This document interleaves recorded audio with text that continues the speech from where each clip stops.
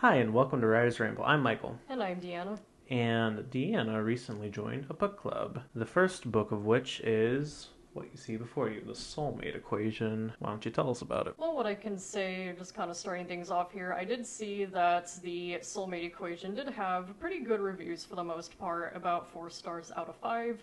I saw a lot of good praise for it online, and I was pretty excited to read it because the premise overall looked pretty interesting to me. I regret to say, though, that I discovered I personally wasn't too much of a fan of it, so if you're a real big Soulmate Equation lover, you might want to steer away from this personal review of mine. And I don't want my review to give off the impression that I think that it's necessarily a bad story. It just wasn't for me personally. So I think that kind of goes without saying, but I know that some people, when they get into reviewing a story, if they don't like it, they can really tear into it, but I just want to have that disclaimer. It's totally fine if you like it. I just didn't personally. Here's my review of the book. And for the record, I haven't read this. There might be a number of these that I haven't read because I'm not part of this book club, but I'll just mention things that I think are pertinent that I feel about. It's usually romance books that I read, so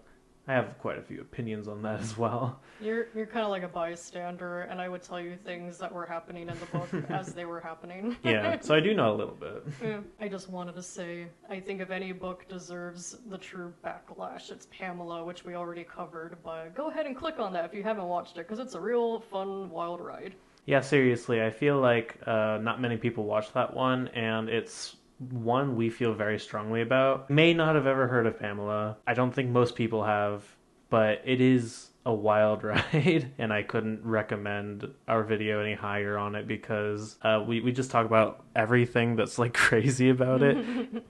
Yeah, I won't say anymore. It's ridiculous. You could recommend me any crazy wild book that is horrible and like I won't care, but if you love Pamela, it's a different story. Anyways, moving back on to the Soulmate Equation. So this story overall is about a single mother named Jess who takes a DNA test called DNA Duo, and this DNA test is basically meant to find a match, and by match, I mean someone who you are genetically compatible with, relationship-wise, which I thought was a really cool premise. I was excited to read that, and the highest match you could have would be a diamond match. And lo and behold, she ends up matching with someone, but not just anyone. His name is River, and he also happens to be, like, the founder of DNA Duo. What? What are the odds? And not only is it a diamond match, but they have a compatibility of 98%, which is like the highest match that they've ever seen. I'll first start with the things that I did like about this story. The first obviously being that I found that the idea was very fascinating. I do like things relating with genetics and I guess compatibility and whatnot, and I love romance, so that's an easy win for me there. I also found it was a pretty easy read. Like, I never felt like I was dragging through the story. Like, it kept my attention and I kept going. And I did also find it pretty humorous. Jess has a best friend named Fizzy who is like... Yeah, her name's Fizzy. I'm pretty sure. I read it like a month ago. Short for Fitzgerald. Anyways, and kind of like what you'd expect, Fizzy is like the more eccentric friend who is more like the comedic relief. You kind of need that in stories, but yeah, she was interesting, and I did like other characters like Jess's family. She has a daughter I was a little uncertain what I'd think about the daughter in the beginning, but she's actually like pretty cool and also like kind of like the smart little kid trope that you tend to see in stories. But she was smart and she was nice, and she had Jess was mostly raised by her grandparents because her mother is like a deadbeat drug addict, but like the grandparents are pretty likable, so I'll say those were probably my favorite points of the story personally. Unfortunately, now we are moving into the negatives, so I'll start off with things I didn't care for character-wise.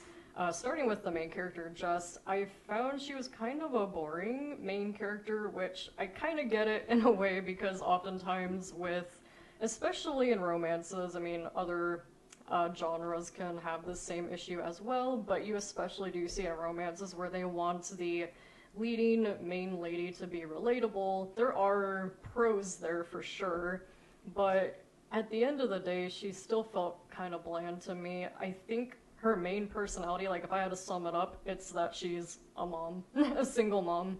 And I feel like that's kind of sad in a way, because it almost gives off the impression that, like, if you're a mom, you don't have a personality.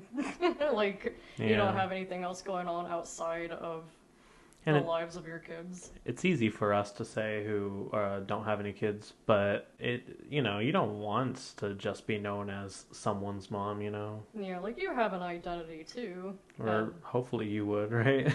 Like you're probably also a really interesting person. Yeah. And I do understand that obviously having children, a ton of your life is going to be revolving around them. I mean, how can it not? But I don't know. I guess reading the story in some ways I felt, I don't know, kind of sad for Jess, where it's like, I wish we knew other things about you and not just that you love your family. Like, that's great that you do, but can we get a little deeper into your personality? Yeah. It's probably not a good indication of your character's depth if they can be summed up in one trait, a one-dimensional character, as it were. I am kind of surprised to hear that, though, because early on when you were reading it, I thought you were almost a little annoyed at how she was, like, really quirky. Oh, well, I was getting there. Oh, okay. But yeah, I'm glad you mentioned that, because I do think if she had any other personality, it was more prominent in the beginning, and I feel like it kind of toned back over time, but she definitely in the beginning started off more as, like, kind of like the quirky and not like other girls trope. Not entirely. I've seen much worse versions of this trope for sure. Pretty early in the story you see where Jess is in a bathroom, kind of like getting herself fixed up a little bit, and like another lady comes out of one of the stalls and she's like really done up and like, just radiant and beautiful, and Jess has like those... Willowy. I don't remember if she's willowy, but... I recently learned that word from her, because I don't read romance books, so I was like, oh, willowy, right? I didn't realize you don't really see willowy in other genres, I guess, but... Can any guy out there tell me, have you ever heard that word before? 'Cause... And you're the one with the much better vocabulary than me. Yeah, not like on average. I guess you specialized. Willowy's a great word, It's elegant sounding. I like weeping willows. Maybe it makes me think of that. I don't know. Anyways, but yeah, so this other woman comes out of the stall and she's really radiant and beautiful, and Jess has those kind of typical thoughts that you would see with like a main character where she's kind of looking at herself and she's like, oh, she's got herself put together, and look at me, like, I don't know how to, like, put on lipstick, or something stupid like that. But of course they always have the, like, tone of, like, I can't even be bothered to put pants on, and, like, that's quirky and relatable and, like, almost, like, more positive than actually, like, being put together, like, what they're trying too hard or something. I don't know. It's weirdly, like, pro being a piece of shit. I don't know. Oh, shit. You're gonna piss off some people. Not actually, but, like, not trying, like, for the relatable quirkiness factor. I just have issues with quirky characters. It's, like, manufactured. Everything in writing is manufactured, but it feels manufactured, and that's the real sin, in my opinion. Yeah. Like, I mean, we're all for also taking off our pants. Yeah. But when you use it as a crutch or to get across to the audience that you are relatable, and that's the only way you can be relatable, it just gets tiring after a while. Yeah. And also, real quick, very small side rant, why are dresses and skirts seen as more confining and that jeans or sweatpants are more comfortable when with skirts and dresses your legs are literally more free? That's something I never understood. Is it maybe because you have to sit a certain way, like you're less free in terms of your range of movement because you don't want to flash somebody? I feel like it's kind of hard to do that unless your skirt is really small, or I could see like a pencil skirt being uncomfortable. Yeah. But like aside from that, there's so many different kinds of skirts and dresses, and I think honestly they have way more freedom. So I don't know why people are hating skirts and dresses, but I'll move on. I think like other things that you saw with Jess being kind of like the quirky girl, not like other girls, or maybe the better term is just being seen as more relatable, like she's running late to things, and like as a single mom, like she feels like she doesn't have her shit together, like being late and trying to get like her kid to school and get ready in the morning, and stuff like that. I definitely felt kind of stressed out as I was reading it. As someone who's like more of a planner, I felt kind of like, oh, like there's so many things going wrong. Hmm. She also, of course, likes sweatpants and like being comfortable, and it's something that drove me a little nuts. And I see it sometimes in romances where, like, she's more dressed for comfort, and then later, various circumstances, she's maybe Oh, it's like the like she was really pretty all along type thing, or like sort of like akin to the high school movie where they do a makeover and they take off her glasses and she's beautiful now. a little bit, kind of. But what I was gonna touch base on, it was more like she went to an event where she realized she wasn't dressed up well enough. Oh, And the leading love interest was like, "You're beautiful," oh. and it's like that's sweet, but like, come on, like it's embarrassing going to an event where you realize you're not dressed up enough. I So, feel like that leads into another thing that, again, I haven't read this, but she's told me about it, and I took a little issue with it, which is just that the male love interest is very perfect, oh a yeah, little too much. oh yeah, no, we'll get there. I have a whole essay on that. Okay. But yeah, I mean, you're definitely on the right track there. So speaking of River, he's the main, leading love interest here, who is the founder of DNA Duo. And honestly, I found him so boring. Like, in the beginning, you did, like, find him, along with Jess, to be kind of a little bit of an asshole. And, like, by this, it was like he had, like, one mean comment about her that he didn't even like say to her. I mean, it was behind her back. He was like talking to someone, and I forget what even he said. I think he kind of like alluded to her being maybe a little plain, if I recall. I might be misremembering, but I just remember thinking of Pride and Prejudice, and I'm like, oh, it's like when Mr. Darcy dissed Lizzie about, not being handsome enough to tempt him. It was like the same kind of idea. So along with And that, that's a pretty mild insult as well. She's plain, like he doesn't think she's plain later, apparently, when they're at the gala or whatever. apparently not. It would still hurt, don't get me wrong. But yeah, like there was that comment, and like later he like took her parking spot, and then later he didn't hold the door open for her, and she was like late to a meeting. And like I understand that would be really annoying, but these happen in such quick session, and they didn't really know each other that well. So like again, I can understand where you would have like a bad first impression, but that's like most of the issues that he had for the majority of the story, until there is one thing later that I don't like, but I'll get there.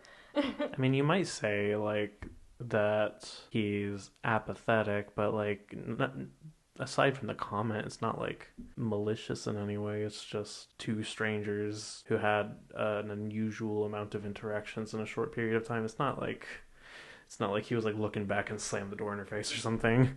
Like Well, that would make him meaner, but like it feels like a number of things to set up that he isn't initially supposed to be love interest material, but in like the safest way possible. It feels like. I mean, he did feel like a little bit of a douchebag with like the elevator thing, because like she was like running for the elevator, like hold it open for me, and he was like didn't do anything, and that feels like kind of a douchebag thing. So like Okay. I could see that. Well, if they like communicated and he just like decided not to, maybe then, but. Hmm. But yeah, the rest of the book, for the most part, he really is just like Mr. Perfect, awesome, nice guy. Like, it'd be like dating Superman, And that's kind of part of the problem, because how many people are like avid Superman fans? They're usually Batman fans, because Batman has a more interesting like personality and background, while Superman, like his personality is that he's good. And I mean, if you know anything about comic books, you'll know that there was like a good amount of time where they didn't know what to do with Superman because he was too good, too perfect. So they manufactured a number of ways to make him look like an asshole on the cover of the comic book, and then explained in convoluted details how the thing on the cover came to be, but it's not usually that he was actually being a jerk, but they needed people. It was like clickbait. It was clickbait back in the day. Superman murders everyone. No, like that's the kind of shit that you'd see. Like Yeah, like like there'd be a train coming and there's someone tied to the tracks, probably one of his friends like Lois or Jimmy, and they're like, "Oh, help me." And he's like, "I can't." or I won't, or something like that. And it's like, why is Superman doing that? By the comic book issue. Who's Jimmy? His friend, Jimmy Olsen. He has a friend? He has a friend, yeah. I'm pretty sure I'm remembering that correctly, Jimmy Olsen. I feel like this name's familiar, but I cannot He was place it. he was also a reporter at the Daily Planet, I'm decently sure. Yeah, I don't think he's been in any like movie adaptation, or if he has been, then he hasn't played a huge role. Uh, we're getting off on a tangent now, but that's what happens when you have too perfect of a character. You can't find any natural way to create conflict. You have to convolute some sort of weird situation in which Superman has to eat 10,000 burgers an hour or he dies, which is also another one I genuinely saw. Oh my goodness. Well, I learned something today. So, as for River being a perfect Mr. Awesome Fancy Pants man, I have all the various traits that he has that are just kind of expected with this sort of trope, I feel like. So, let me list those off. So, for starters, he's attractive, obviously. He's rich, obviously. Very well dressed, obviously. He also has like a perfect family that immediately clicks with Jess and they just love her immediately. That's just... Obviously. I don't really want to say obviously, but it's definitely like a fantasy because, you know, how many people have horrid in-laws? Yeah, you'd almost think they could have used that as a source of tension and like to prove that he really loves her because he's like standing up for her in front of his family, which I feel like is a pretty common trope in romances. Yeah. I don't know. Yeah, like it feels too safe and normal and easy. Like, oh, he just so happens to have a great family and he's a great man and everything about him's great and blah blah blah blah blah. Yeah. And I'm not saying that you can't have where the family does accept her. Like, I think that can be great in its own way. But you gotta have something. Yeah, you gotta have something. And let me also just say, like, I do like my in-laws a lot. Like, don't think that I dislike them or anything. I don't. They're pretty cool. We're rad, yo. Speaking of family, he also immediately clicked with Juno, who is Jess's daughter.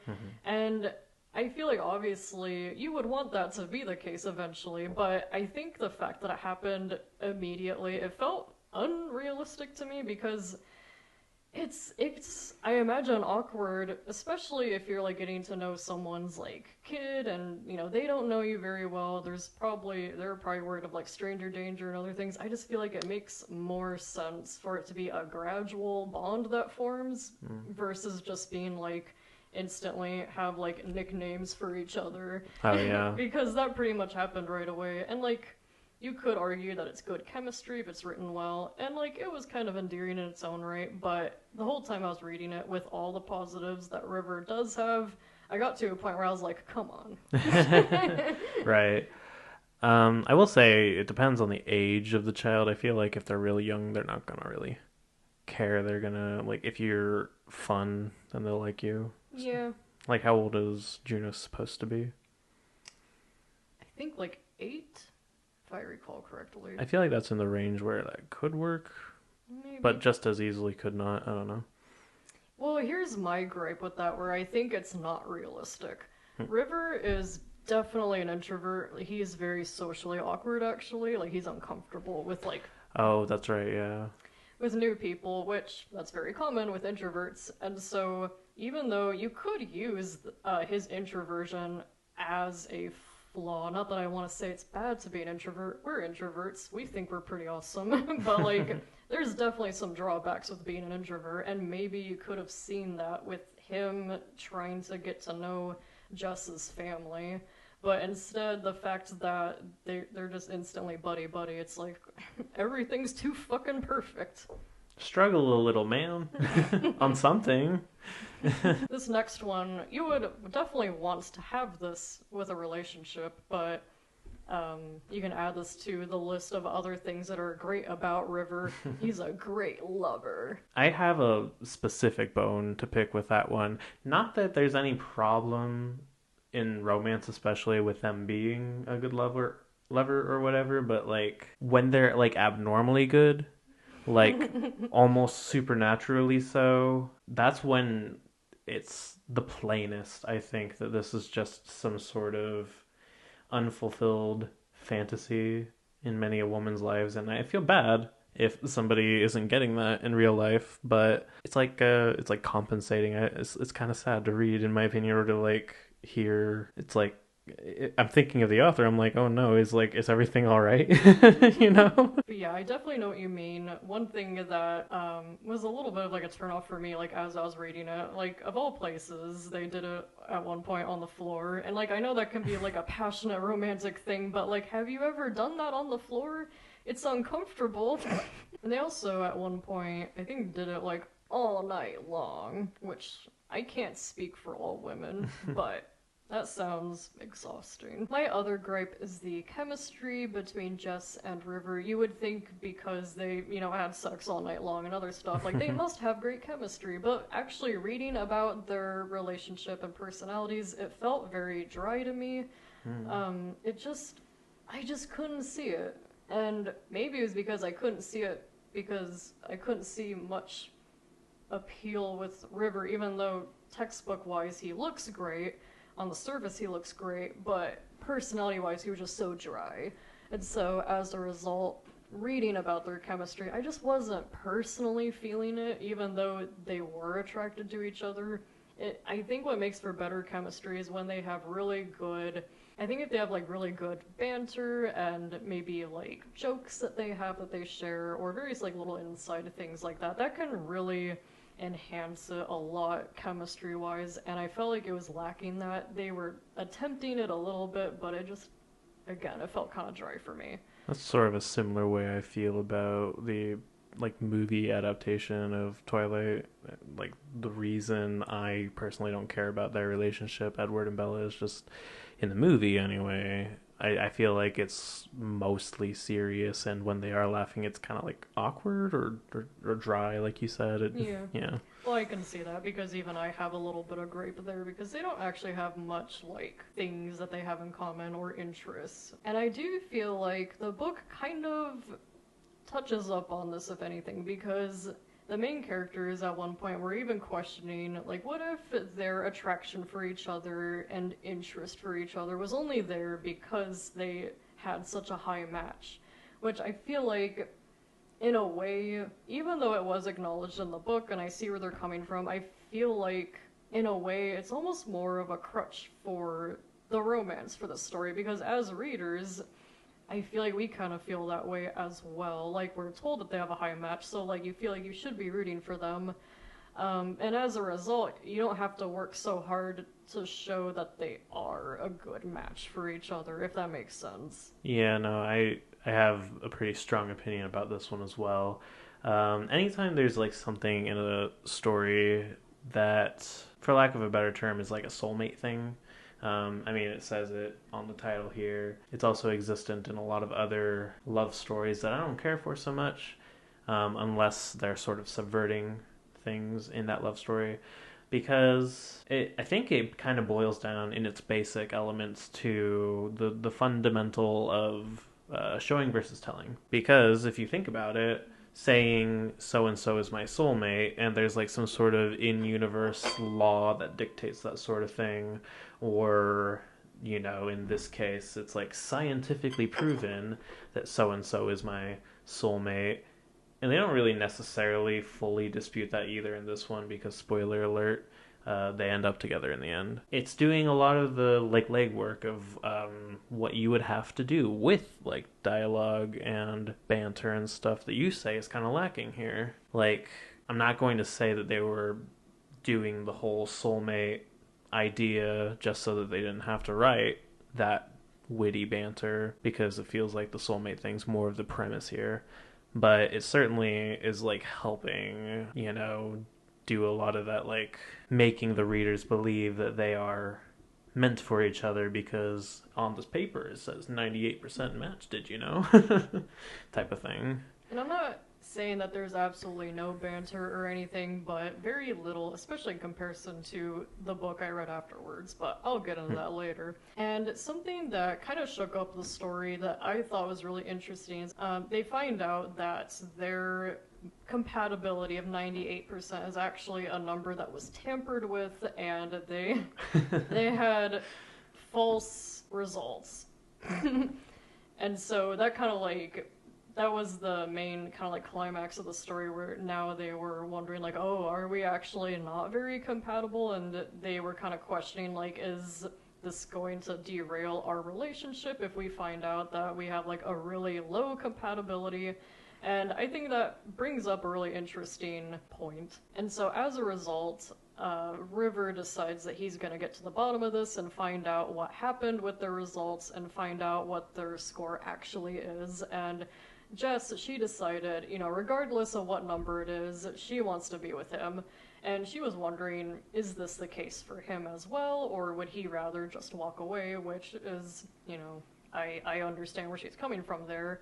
And for the sake of drama, River doesn't really give her much of an answer, and he like disappears for I think like a week or two to like research and find out what was going on with the false results. But because of this, Jess has just been kind of ghosted for a little while, and so she assumes the worst, like, we must be broken up, he doesn't want to be with me, it must have actually had a low score. And understandably so, she was really upset about this, and so when he returns to explain what did happen, she was understandably so really upset with him. And he was kind of confused, like, no, I didn't break up with you, what are you talking about? And she's like, you didn't fucking talk to me. Like, this whole time you didn't answer, like, not even a text message, you fucking douchebag. And I was actually happy to see this reaction, because who wouldn't be mad about this? And they kind of talk it over, and it was like one of those miscommunication tropes, which I don't like, and then they're good at the end. That was probably my biggest other gripe with River, is that even though he was like this really perfect character, they needed something to go wrong, and as a result they relied on the poor communication, which is a very tired trope, I feel like, or cliche, whatever you want to call it. And considering how perfect he was, it almost feels out of character that he would do something like that. Yes and no. He's like a workaholic, and so he was like slaving over like the research of what was going on. So like I could kind of see that, but like at that point, being ghosted like that, I think I would have just told him to go fuck himself. I would have been like, I don't care, you're 98%, get lost. And spoiler alert, they actually do have a high percentage match at the end, which in a way is kind of disappointing. I think it would have been more interesting. You would have had a really interesting story, I think, if you found out that their score was actually really low and they have to like actually work together as human beings to like build a good relationship. Like, I'm not saying that you should have to shoehorn a relationship to make it work. That's not what I'm saying. But it would like emphasize the actual relationship. Yeah. Not the sort of novelty of a score. Kind of a random example, but I think it applies. People loved the cartoon Mulan because she worked really hard to achieve her goals, and as a result, you can't help but admire that. And the live action Mulan did not work out so well because everything just kind of landed in her lap. Well, she was like born with it as an innate power. Yeah, and I feel like that's kind of a similar idea here. Like, if you match with someone because they're your soulmate, while I do usually like the idea of soulmates, or at least I always have in the past, it does take away something, because real life relationships, like, you know, They take work. Huh? They take work. They do, Yeah. and I don't want to give off like a wrong message here. What we mean by this is that no matter who it is that you click best with, you're gonna find flaws with each other. You're gonna find things that might drive you a little crazy within reason. Obviously, there are very turbulent relationships, and you shouldn't be in those, but you're gonna find things about each other that you're maybe not a huge fan of, because we're flawed human beings. There's things that drive me crazy about myself. I mean, there's like a number of things I could say about this, but like I think it goes to show why these sorts of things and stories are just like not my cup of tea. Like we were saying, it's kind of unrealistic. First and foremost, I take issue with the concept that you could quantify love scientifically or magically. It doesn't matter which way, because A, the author could write it badly and they don't feel like they're truly in love with one another, but you're told that they are, and you're just supposed to buy that, I guess. B, even if they are like really good together, then it could be a situation like this where there was potential with this, where you can play with the idea of this soulmate thing, and when they thought that they had a fake score, well, they did have a fake score, they could have done something like having an actual lower score, but they like each other and they want to work together and they want to make it work. But instead it sort of ended up doubling down on like, well, we actually did scientifically quantify this and you did have a high score, and like, I don't know, imagine if you're living in that world and you have a life with somebody, you know, you've been together for 40 years and you just decide to take this little test, haha, see how it goes, and it's like a 5% match. And that's like objectively telling you that you guys suck for each other, and it's like, but I still love them. Well, too bad, you know? Like, that's, I just think it's a bad idea to ever try to quantify love, to put it succinctly. And speaking of their score, because you're probably wondering, what was their compatibility if it was tampered with? Because originally we were told it was 98, so in this book, they actually don't say what it was. But according to other members in my book club who read the sequel, which is about Fizzy, the more interesting character. But anyways, it was revealed in there what their score was, and get this, it was 99% compatibility, which... Who tampered with it to be less? It doesn't make any sense to take their 99% score and be like, no, this has to be changed. Oh, I know, 98. Ha! I did the best thing possible here to fuck up everything. Even though 98 is still the highest they ever had. Yeah. It's still a record. I still, like, based on what you've told me, I still don't even know why they did that. I don't remember, because like we were talking about that during the book club, but maybe I'm misremembering something here, because one person said, oh, well, the test didn't have long enough to, like, it was interrupted while it was trying to get the final results, so it didn't, like, finish. Oh. Which kind of makes sense, but even then, it makes the whole drama still feel pretty pointless. But the thing is, from the way I read it, and the way other members in this book club read it, it was, like, tampered with on purpose, and they even fired some people as a result. So, like, why did they tamper with it if they weren't gonna change the number all that much? Their love was too strong. They could only get it down 1%. Wow. That's literally all I can think as to why they wouldn't just make it, like, 5%, you know? It's just such a pointless climax. And it is the biggest thing in the story, right? Like, in terms of... Drama. Yeah. Yeah. And it's based on nothing, pretty much. Yeah, so... I don't know, I just feel like that's a real, like, fuck you move for the readers. Why did that happen? I don't know. They probably should have just left it unknown. I feel... Yeah, I guess could have left it unknown. Or I think it would have been more interesting if the actual results was actually a really low number, like 25%. Or you know, like a relatively low number. Even 60 something is like, okay, we can work with this, you know, because as established, the test is accurate and it is an objective measure of how much you love one another. You know, it'd be kind of interesting if they played with the idea and like later you could test again and be like, oh, it went up or it went down or something, you know. That's not how genetics work, though. That's true. Your genetics changed. But wait, there's more. I have one more big gripe that was just the cherry on top for me. Other people thought this was really sweet. I didn't buy it. It was kind of yucky to me. Let me explain. So at the end, River decides he's going to propose to Jess, because at this point, this is the epilogue, they've been together for, I think, like a couple years. And as a result, they discuss the idea of adopting, or rather, River adopting Juno, which, you know, I feel like that's pretty expected. And it's a sweet idea, so that he can be her dad. But surprise, surprise, Jess actually is the one who proposes to River, which that's not my gripe here. But they also do, along with this, Juno prepares like this little like speech for River, and she basically asks if he will adopt her. And along with this, you find out that she herself also took this DNA duo, and earlier in the story, they did address the possibility that the DNA duo could eventually be used for other things besides dating and relationships. You could use it for job interviews with finding like a good employee, or it makes a lot of like job interviewers and interviewees like fall in love on accident. Just like, I just feel such chemistry. But it was established that maybe eventually with time they could use DNA duo for other things besides just like matchmaking.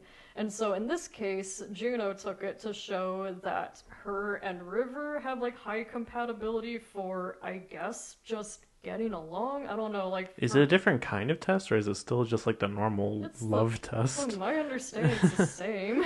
And so... Yikes.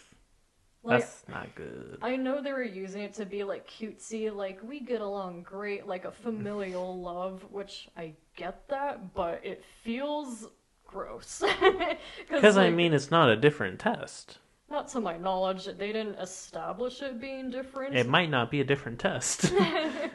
And, like, I don't know, it made me think a little too much, like, it reminded me of Jacob and Renesmee and the mistake that happened there. That's all I have to say about that, but, no one ever wants to do that in their story. You don't want to have one of those. Yeah, and also, this is kind of like they used this to explain that Jess and River must have had a high compatibility score because Juno had such a high compatibility with River, but that doesn't work when you think about it because Juno has a father that's not River. Yeah, half the DNA. Yeah, so half of her DNA doesn't come from Jess, but from her father, so... River's real soulmate was the father of Juno. It could have been that the high compatibility was from, I think his name was like Alec, I think. Alec and River, my OTP. And so... You gotta remember that all the genes don't just come from one parent, guys. That does feel just kind of like an oversight, because there's no way they meant to indicate that, I'm sure. Could have been a real interesting story, though. Love rectangle? Now you have like this drama of like Jess and her ex fighting over River, and he's like, I'm just so attracted to everyone. My goodness. But yeah, those were my gripes with the story. So I'm sorry if that was real negative for you guys. I'm not trying to like introduce a whole bunch of just rants on our channel. It's been kind of rant heavy lately. I promise I'm actually very loving towards other stories and I'm usually more lenient, but... I mean, at the moment, we're considering our next video to be something we really like, both of us, and if it is the one that I'm thinking of, then it's probably one that you like too if you're into romance and or history. Ooh. I've been Deanna. And I've been Michael. And thank you for listening to Writer's Ramble. And remember, always have your partner do a DNA test so that you can find out objectively how compatible you two are. That won't cause any arguments. Bye. Bye.